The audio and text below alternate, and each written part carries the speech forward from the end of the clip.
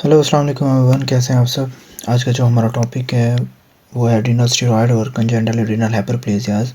Basically तो इसमें यह है कि किस तरीके से जो हमारे हार्मोन्स हैं, एल्डोस्टेरोन है, कॉर्टिसोल है, एंड्रोजन्स हैं, उनके प्रोडक्शन किस तरीके से होती है, कौन से एंजाइम्स इन्वॉल्व होते हैं इसके अंदर। सबसे पहले ना इसमें आपने 3 एंजाइम जो मोस्ट कॉमन है, इंपॉर्टेंट है, आपने उनको याद रखना है, वरना ये एक ऐसा टेबल है जिसको आप ऐसे समझ लें कि आपने रिवीजन पे रखना है। इसका समझने से कोई रिलेट नहीं है, समझ सकते हैं, लेकिन आपने इसमें इस चीज़ को या स्टिकी नोट्स पे लिख के या पेजेस पे लिख के अगर आप हैंड रिटन नोट्स बना रहे हैं तो आपने इसको लाजमी रिवीजन पे लाजमी रखना है, तभी आपको ये चीज़ याद रहेगी। इसमें ना 3 तो इम्पोर्टेंट एंजाइम है, एक 17 अल्फ़ा, एक 21 अल्फ़ा और 11 बीटा। ठीक है, ये 3 एंजाइम आपने सिर्फ ओवरव्यू देना है, बाकी इतना इम्पोर्टेंट नहीं है। इन्हीं की जो 3 एंजाइम्स हैं, इन्हीं को जो उनसे आगे हमने डिस्कस करना है। सबसे पहले आपने याद रखना है कि जो कॉर्टिसोल होता है ना, कॉर्टिसोल जो उनसे होता है इम्पॉर्टेंट होता है हमारी प्रेग्निनोलोन में की प्रोडक्शन के लिए। जब भी ACTH स्टिमुलेट करता है कोलेस्ट्रॉल डेस्मोलेज को, बेसिकली कोलेस्ट्रॉल को, तो ये किस में चेंज होता है, प्रेग्निनोलोन में। अब कहानी यहाँ से स्टार्ट होती है हमारी प्रेग्निनोलोन से। अब ये एक ऐसा प्रोडक्ट है कि जब ये एल्डोस्टेरोन भी बना रहा है, कॉर्टिसोल भी बना रहा है और आपके एंड्रोजन्स भी बना रहा है, यानी कि आपके सेक्स हार्मोन्स भी बना रहा है। इसमें एक तो मोस्ट कॉमन ये एंजाइम है 17, एक 21 और एक ये 11। ठीक है, ये 3 एंजाइम आपने देखने हैं। सबसे पहले with the help of pregnenolone progesterone में चेंज हो रहा है, with the help of 21 hydroxylation किस में चेंज हो रहा है, 11 deoxycorticosterone, with the help of 11 beta hydroxylation change किस में हो रहा है, कॉर्टिकोस्टेरोन में, और ये किस में चेंज हो रहा है, एल्डोस्टेरोन में। आपको मैंने बताया था कि प्राइमरली जो एल्डोस्टेरोन किससे कौन रेगुलेट करता है, आपका रीनन, आपका रास मैकेनिज्म। ठीक है, अब देखें इस एल्डोस्टेरोन के प्रोसेस में आप मुझे बताएं एल्डोस्टेरोन में कौन कौन से एंजाइम्स आ रहे हैं। एक आपका आ रहा है 21 और एक आ रहा है आपका 11 बीटा। ठीक है, क्लियर।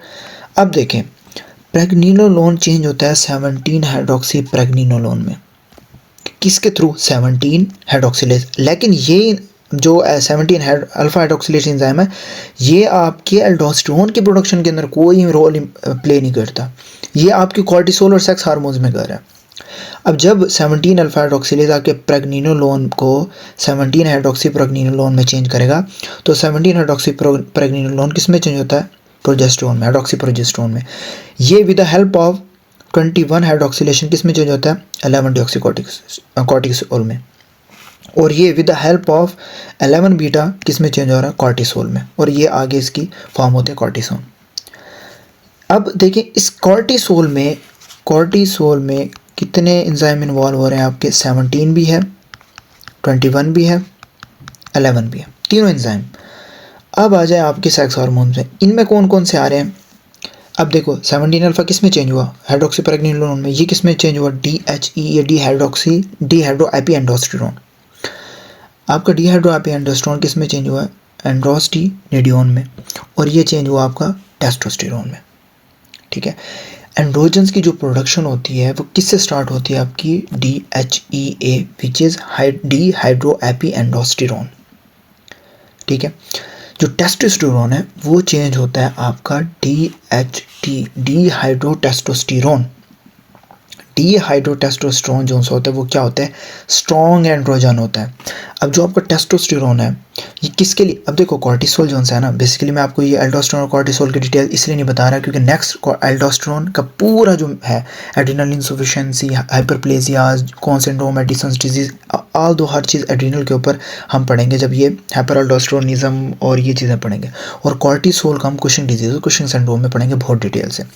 या आगे सेक्स हार्मोन्स को इतना डिस्कस नहीं किया हुआ, बल्कि इतना भी नहीं किया हुआ। देखिए टेस्टोस्टेरोन हमारे किस लिए इंपॉर्टेंट होता है, फॉर द मसल मास, लेकिन इंपॉर्टेंट किसके लिए होता है, लिबिडो, हमारे लिबिडो के लिए, सेक्सुअल डेवलपमेंट के लिए, सेक्सुअल डेवलपमेंट के लिए। अब जब ये चेंज होता है डीहाइड्रो टेस्टोस्टेरोन में, ये एक स्ट्रॉन्ग एंड्रोजन होता है, एक स्ट्रॉन्ग एंड्रोजन होता है। और ये क्या डेवलप करता है आपका, ये external genitalias, facial body hair and prostate gland, ठीक है। ये एक स्ट्रॉन्ग एंड्रोजन होता है। अब देखो यहाँ पे ना testosterone with the help of aromatase और ये androstenedione with the help of aromatase किस में चेंज हो रहा है, एस्ट्रोन में, और ये एस्ट्राडियोल में। अब मुझे पता है आपने गायनी के अंदर कहीं ना कहीं पढ़ा होगा कि मोस्ट कॉमन जो सी इंपॉर्टेंट फॉर्म होती है वो कौन सी होती है, आपकी एस्ट्राडियोल। एस्ट्रोन हमेशा एस्ट्राडियोल में चेंज होता है बिकॉज ये वीक होता है और ये क्या होता है, मोर पोटेंट, स्ट्रॉन्ग। और यही जो एस्ट्राडियोल होता है ये आपका मेंस्ट्रुअल साइकिल में, बोन की हेल्थ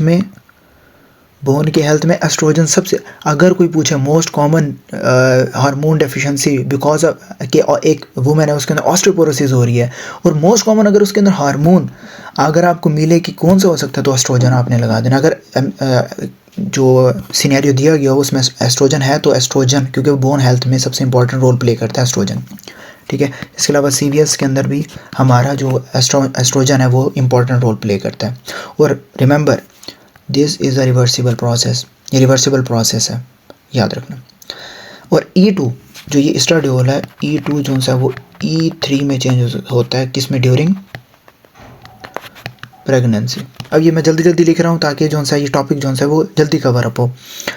इसके अंदर सिर्फ इतना ही है, ठीक है। जो एल्डोस्टेरोन के फंक्शंस है वो भी हम आगे डिटेल में देखेंगे, और कॉर्टिसोल को तो हम ज़्यादा ही डिटेल में देखेंगे, क्योंकि ये जितने भी टॉपिक है ना ये आपने स्टिकी नोट्स पे लिख के सामने लगा लेने, इवन दो सब ने लगाए होते हैं और इवन भूल भी जाते हैं।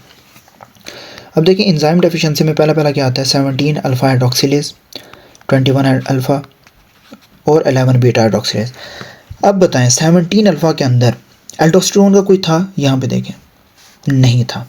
एल्डोस्टेरोन का 17 अल्फा का कोई रोल ही नहीं है।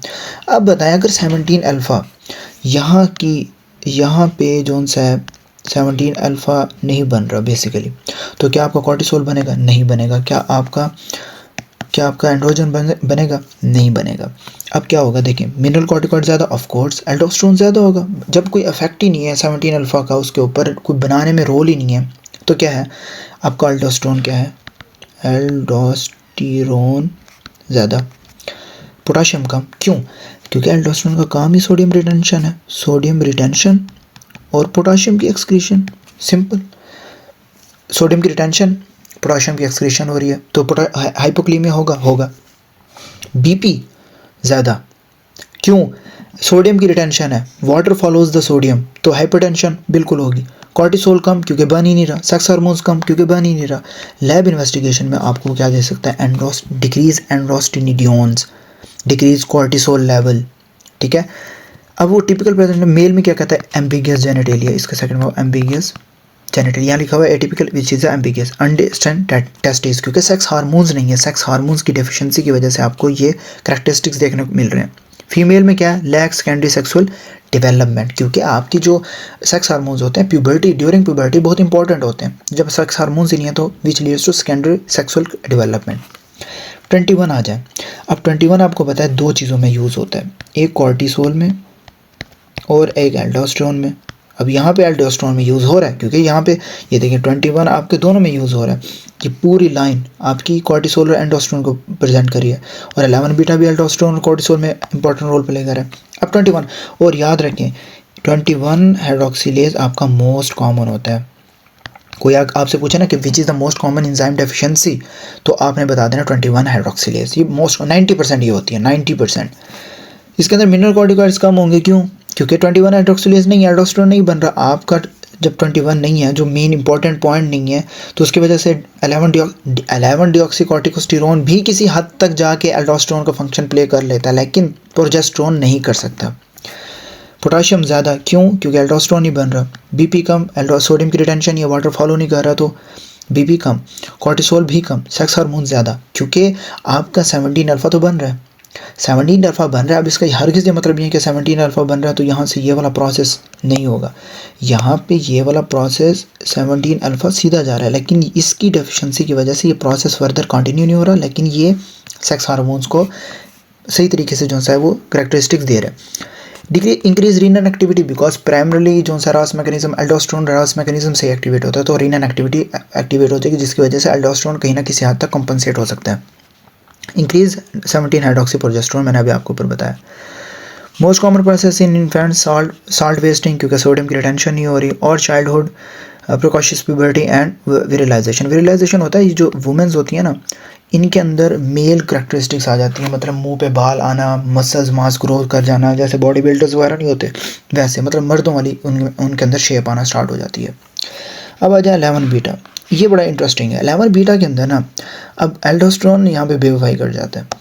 क्या है कि एल्डोस्टेरोन है तो कम, लेकिन ये जो 11 डीऑक्सी कॉर्टिकोस्टेरोन है ना, ये आपका किसी ना किसी हद तक एल्डोस्टेरोन का वर्क प्ले करता है, और ये रिसेप्टर्स पे जाके किडनी के और बीपी को हाई कर देता है, लेकिन बाद फिर वो ये कॉर्टिसोल फिर कम रह गया। तो इसके अंदर मतलब बीज का जोन सा है ना वो हमेशा फंसता है। तो पोटाशियम इसमें क्या है, कम, क्योंकि ऑलरेडी ये एल्डोस्टेरोन का फंक्शन प्ले कर रहा है, लेकिन इसके अंदर आते दोनों ही हैं, कॉर्टिसोल भी आ रहा है और एल्डोस्टेरोन भी आ रहा है। अब बीपी ज़्यादा होगा क्योंकि एल्डोस्टेरोन को वर्क कर रहा है, रिसेप्टर्स पे कॉर्टिसोल कम होगा, सेक्स हार्मोन्स बिल्कुल ज़्यादा होंगे, डिक्रीज रीनल एक्टिविटी हो जाएगी क्योंकि ऑलरेडी वो वर्क प्ले कर रहा है। Present in infancy severe hypertension हो सकती है, और चाइल्डहुड प्रिकॉशियस प्यूबर्टी और विरलाइजेशन। अब यहाँ पे ना कंजेनिटल एड्रीनल हाइपरप्लेजिया को बेसिकली मैं इसको थोड़ा सा डिटेल में भी करवा दूंगा नेक्स्ट में। All congenital adrenal enzyme deficiency और ऑटोसोमल रिसेसिव डिसऑर्डर, आपने इन्हीं को याद करना है, and more are characterised by skin hyperpigmentation. अच्छा, ये बड़ा वैलिड पॉइंट है, और मैंने कई दफ़ा ये MCQs देखा कि patient present you with the history of this with hyper pigmentation. अब हाइपर पिगमेंटेशन क्यों हो रही होती है, याद रखें कि हाइपर पिगमेंटेशन जो हॉलमार्क फीचर है आपका एडिसन्स डिजीज़ के अंदर, आपको ये हॉलमार्क फीचर आता है हाइपर पिगमेंटेशन का। कहीं पे भी हाइपर पिगमेंटेशन और एक दो और MCQ सिनेरियो होना जब हम लास्ट में डिस्कस करेंगे तो मैं आपको तब बताऊंगा, वो एडिसन्स डिजीज़ होती है। क्यों? क्योंकि जब भी आपकी ACTH जो है ना रिलीज़ होती है ना, जब फॉर एग्जांपल एड्रेनल इंसफिशिएंसी होगी है तो वो एडिसन डिजीज़ होती है ना, बेसिकली होती है तो क्रॉनिक है, लेकिन फिर ACTH उसको क्या करता है, ऑफ कोर्स रिलीज़ होता है ताकि more and more adrenal gland को स्टिमुलेशन मिले, रिलीज़ हो हार्मोन्स, लेकिन ACTH के साथ साथ MSH भी रिलीज़ होता है, जिसकी वजह से हमें कौन सा फीचर देखने को मिलता है, hyper pigmentation, which is the hallmark feature. ये एक हॉलमार्क फीचर है, इसको आपने याद रखना है। इसके बाद आता है which is co-produced and secreted by with ACTH bilateral adrenal gland enlargement due to increased ACTH stimulation. If deficient in the, अच्छा यहाँ पे ये लिखा हुआ कि जैसे 17 और 11, इसमें पहले नंबर पे क्या है, यहाँ 1 है ना, तो वो कहता है वी स्टार्ट विद 1, मतलब 17 और 11 काज हाइपरटेंशन। आप क्लियरली देख सकते हो, यहाँ देखें हाइपर क्या कहते हैं हाइपरटेंशन, और यहाँ पे भी हाइपरटेंशन, ठीक है। और इसके अलावा सॉरी यहाँ ये मैं सेक्स हार्मोन्स पे कर दिया, यहाँ पे हाइपरटेंशन और यहाँ पे हाइपरटेंशन, ठीक है, कि जिनके स्टार्टिंग में 1 आ रहा है, और वो कहता है इफ़ डिफिशिएंसी एंजाइम 21, मतलब 21 की बात कर रहा है कि आखिर में, तो उसमें उसके अंदर क्या होगा, हाइपोटेंशन और काज विरिलाइजेशन। ये देखें यहाँ पे विरिलाइजेशन हो रही है।